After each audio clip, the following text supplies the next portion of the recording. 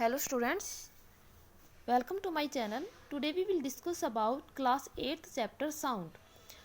This is a short video in which we just discuss the chapter in very shortly.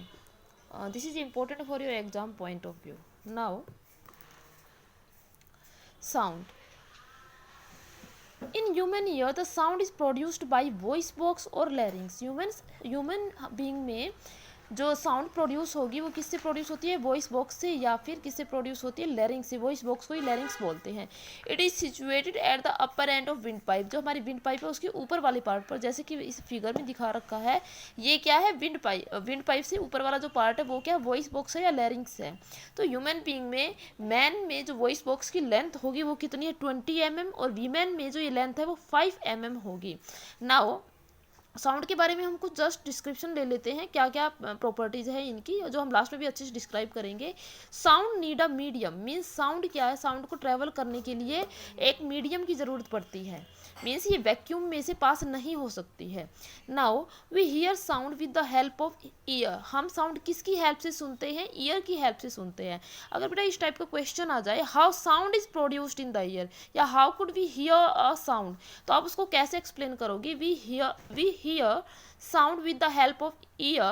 Sound enter in our ear through outer part called funnel. जो sound है वो हमारे year में किसके through enter करेगी, funnel के through enter करेगी.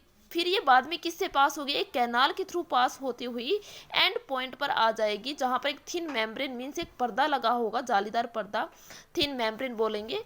Is stretched tightly.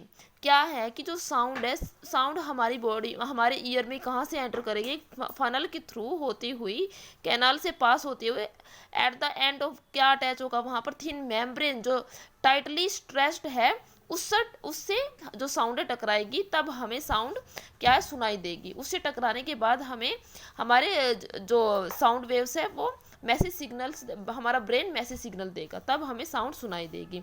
तो इन शॉर्ट अगर इस टाइप का कोई क्वेश्चन आ जाए, how sound is produced in our ear by this process.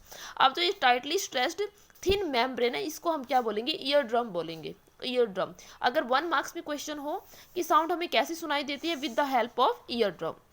3 या 2 मार्क्स में तो आपको इसको अच्छे से एक्सप्लेन करना होगा.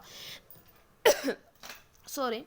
Now some terms related to sound. अब कुछ एक टर्म्स हम एक्सप्लेन करेंगे. कौन कौन सी टर्म है वो शॉर्टली ब्रीफली एक्सप्लेन करेंगे. Time period. टाइम पीरियड क्या है कि एक ऑसिलेशन को, जैसे ये ऑब्जेक्ट ऑसिलेट हो रहा है या ये वाइब्रेट हो रहा है, इस ऑब्जेक्ट को ऑसिलेट होने में या वाइब्रेट होने में कितना टाइम लगा है. तो टाइम पीरियड क्या है, time taken by object to complete one oscillation. Means एक ऑसिलेशन कंप्लीट होने में एक ऑब्जेक्ट को कितना टाइम लगा है, उसको हम क्या बोलेंगे, टाइम पीरियड बोलेंगे. Now frequency. अब फ्रीक्वेंसी क्या है, इसी का उल्टा होता है टाइम पीरियड का, कि नंबर ऑफ ऑसिलेशन पर सेकंड. एक सेकंड में जितने ऑसिलेशन हुए हैं उसको हम क्या बोलेंगे, फ्रीक्वेंसी. सपोज दिस पेन, अगर ये पेन 10 बार ऑसिलेट हुआ है एक सेकंड में, तो इसकी फ्रीक्वेंसी कितनी हो जाएगी, 10 हो जाएगी. ठीक है. और इन टर्म्स ऑफ टाइम मान लो 10 सेकंड दे रखा, तो फ्रीक्वेंसी कितनी हो जाएगी, 1/टाइम. फ्रीक्वेंसी के बारे में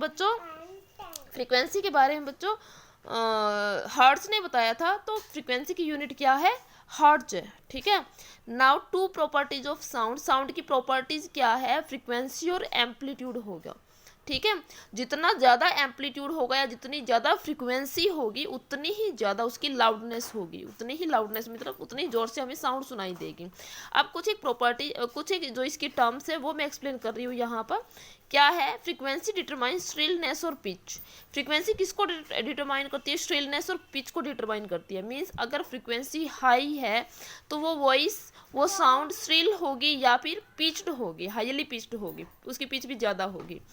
लाउडनेस क्या, अब लाउडनेस किस पे डिपेंड करती है, लाउडनेस इज प्रोपोर्शनल टू, ये प्रोपोर्शनलिटी का साउंड है. Loudness is proportional to square of amplitude. Means अगर एम्पलीट्यूड है 2, तो अगर हम लाउडनेस निकालेंगे, लाउडनेस प्रोपोर्शनल है किसके, स्क्वायर ऑफ एम्पलीट्यूड के. लाउडनेस कितनी हो जाएगी, 4 टाइम्स हो जाएगी, 4 हो जाएगी. ठीक है. नाउ यूनिट ऑफ लाउडनेस क्या है, डेसिबल है. इसको डीबी से डिनोट करते हैं. Unit of loudness is decibel और डीबी. तो ये कुछ एक प्रॉपर्टीज थी जिसमें हमने टाइम पीरियड को, फ्रीक्वेंसी को और जो ये लाउडनेस है इन सबको डिफाइन किया है. ठीक है। Now Audible sound, Audible sound क्या होगी, जो साउंड ह्यूमन ईयर सुनता है। अब ह्यूमन ईयर कितनी साउंड सुनता है, a human Audible range is 20 to 20 kilo hertz. इस किलो हर्ट्ज का मतलब है 20,000 हर्ट्ज। तो ह्यूमन बीइंग की ऑडिबल रेंज कितनी है, 20 से 20,000 हर्ट्ज है, ठीक है। नाउ तो इसको हम क्या कहेंगे, ऑडिबल साउंड कहेंगे। नाउ इनऑडिबल साउंड क्या है, whose frequency less than 20 hertz, जिसकी फ्रीक्वेंसी 20 हर्ट्ज से कम होती है, जो ह्यूमन ईयर सुन भी नहीं सकता है, उसको हम क्या बोलेंगे, इनऑडिबल साउंड बोलेंगे, ठीक है। Now this range can not be detected by human ear. अब इसको ह्यूमन ईयर सुन नहीं सकता, इसको ह्यूमन ईयर डिटेक्ट नहीं कर सकता है। Now ultrasonic wave, ultrasonic wave क्या है, कुछ वेव ऐसी भी होती है जिनकी फ्रीक्वेंसी 20 किलो हर्ट्ज से भी ज़्यादा होती है, जो ह्यूमन बीइंग सुन नहीं सकता, ह्यूमन ईयर नहीं सुन सकते हैं। तो अल्ट्रासोनिक वेव क्या है, whose frequency more than 20 kilohertz. The ultrasonic equipment, जो ये अल्ट्रासोनिक वेव से ये कहाँ यूज होगी, फॉर इन्वेस्टिगेशन या फॉर मेडिकल पर्पज के लिए यूज होगी, ठीक है।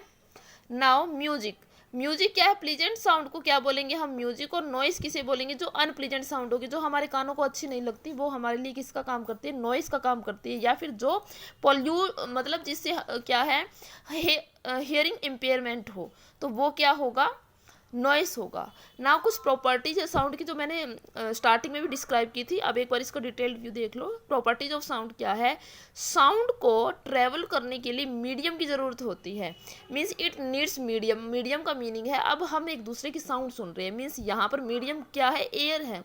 अगर हम स्पेस में चला जाएंगे, जहाँ पर मान लो कोई किसी ऐसी जगह पर चले जाएंगे जहाँ पर एयर नहीं है, तो वहाँ हमें साउंड सुनाई नहीं देगी। तो यहाँ से ये मतलब निकला कि साउंड को सुनने के लिए या ट्रेवल करने के लिए मीडियम की रिक्वायरमेंट होती है। अगर कहीं पर वैक्यूम है, वैक्यूम मतलब खाली जगह जहाँ पर एयर भी नहीं है, वहाँ पर हमें कोई आवाज़ सुनाई नहीं देगी। It can not travel in vacuum. Now third property क्या है, जितनी ज़्यादा फ्रीक्वेंसी होगी उसकी पिच भी उतनी ही ज़्यादा होगी, उतनी ज़्यादा लाउडनेस होगी, means higher the frequency higher the pitch. Now if amplitude is large sound is loud. अगर एम्पलीट्यूड है ज़्यादा मीन्स फ्रिक्वेंसी है ज़्यादा, तो साउंड भी उसकी लाउड होगी। और अगर एम्पलीट्यूड स्मॉल है तो साउंड कैसी होगी, वीक, मतलब स्मॉल होगी, वीक होगी, sound is feeble. So these are the chapter that are based on sound. तो ये एक ब्रीफ डिस्कशन था जो आपके एग्जाम पॉइंट ऑफ व्यू से बहुत इंपॉर्टेंट था। Thank you.